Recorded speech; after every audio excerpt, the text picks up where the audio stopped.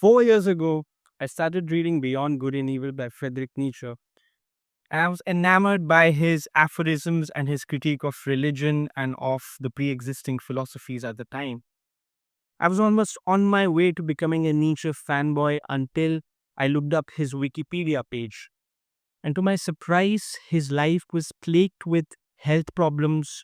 He had insomnia, chronic depression, he was isolated, there was loneliness, until he had a psychotic break that led him to live a life of incoherence for 11 years.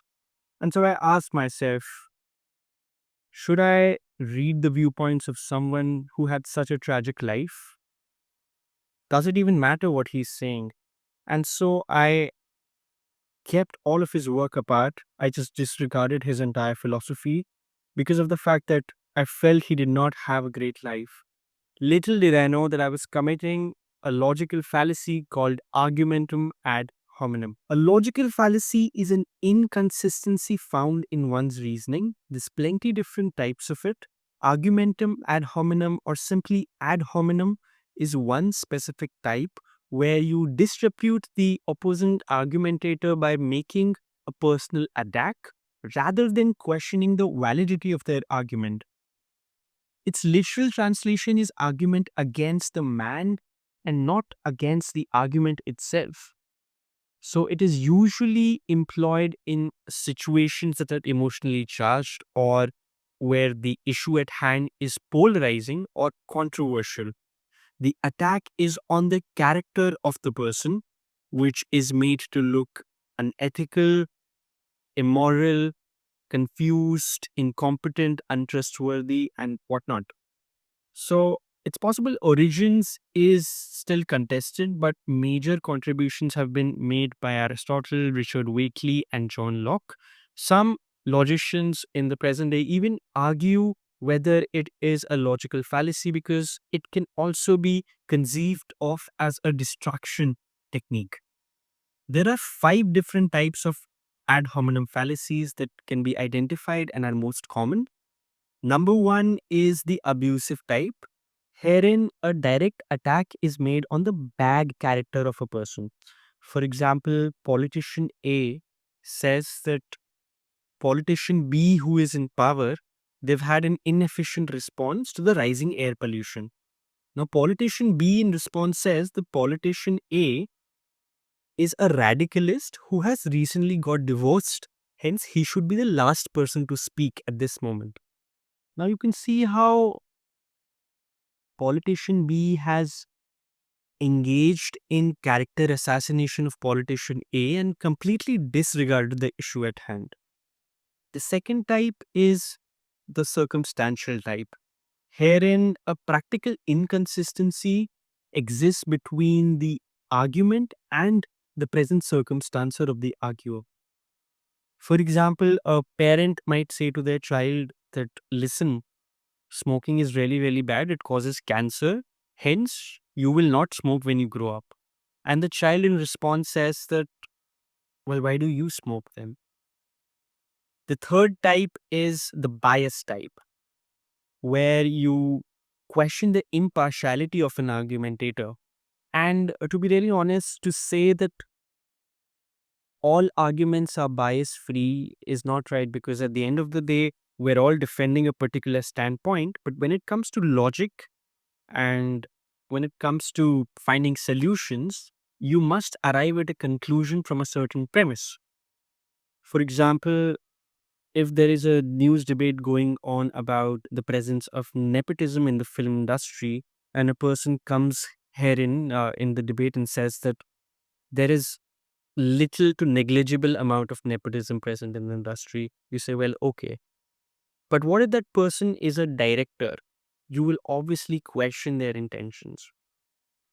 Number 4 is poisoning the well, and it's such a cool metaphor because once you poison the well, any water that you take out of that well is going to be poisoned too.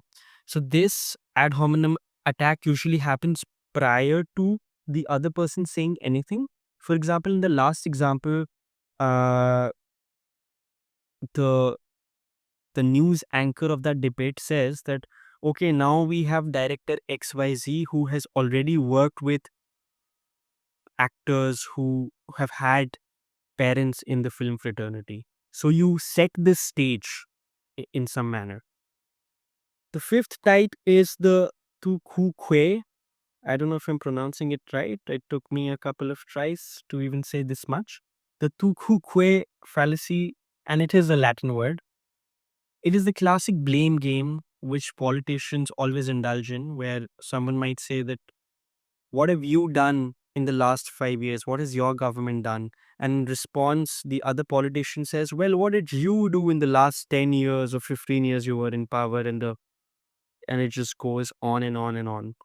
So these are the five different types. And it's important to note here that all of them might have some sort of commonalities in them, especially uh, the bias type and the one which comes after it, the poisoning the well.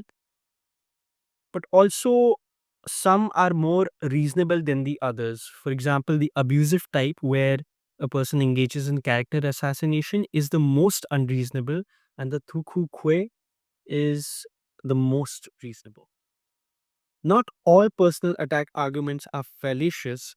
Some of them may be inconclusive or even reasonable at best.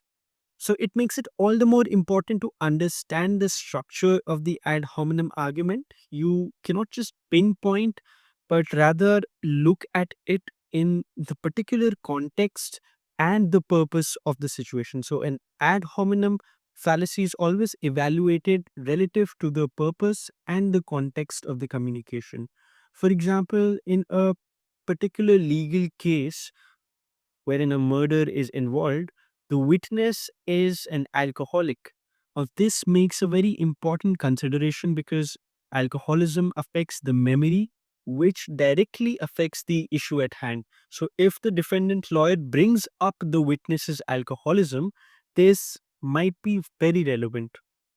Aristotle presented an idea in his work Rhetoric that the character of an arguer leads to a credibility in his arguments. So it's not just the content, but rather the confidence with which a speaker makes his claim, and especially if they're making an ad hominem attack when the issue at hand is sort of ambiguous and there is no clear evidence, it affects the audience in such a way that it's difficult to come back from. If you're at the receiving end of an ad hominem claim and your opponent is vociferously going at you, it's very difficult to come back from it, because you see, even though that claim may be false, there is always an impression that is formed in the minds of the audience. So you're always going to be at the back foot, even if you respond with more ad hominem claims back at the person. It's always about who's making that first ad hominem attack, right? And at the base of this is actually unconscious bias. So, in the minds of the audience that are present, if someone is accusing your character of anything, it's going to prime certain things. And especially if you are of a certain gender, if you have a certain sexual orientation or caste, class, it may even further their prejudice. So, as for the audience, as a viewer, as a watcher, you have to be very aware of your own prejudices, and recognition of your own prejudices is actually the first step in you not being influenced as much by ad hominem attacks. Back to Friedrich Nietzsche. There's a reason why he's considered one of the greatest philosophers that's ever lived. And for me to dismiss him off just based on reading his life story on Wikipedia does not seem fair anymore. And what really stood out to me when I reflected back upon doing all this research is that when I read his book, I spent a month with it. I made detailed notes. I highlighted points that touched me or that I'd related with. And even though I couldn't really grasp all of it, it really made a difference at that time in my life. And just because he was sort of a social outcast, allegedly an immoral man. He probably died of syphilis or dementia. We're not sure yet. But that does not take away from the fact that he had some excellent observations about life that really can benefit anyone who relates with it. And so my stance on Nietzsche has softened, and I am open to reading more of his work. This was the video, and I hope next time you are watching a debate, especially on an Indian news channel, you can identify ad hominem attacks.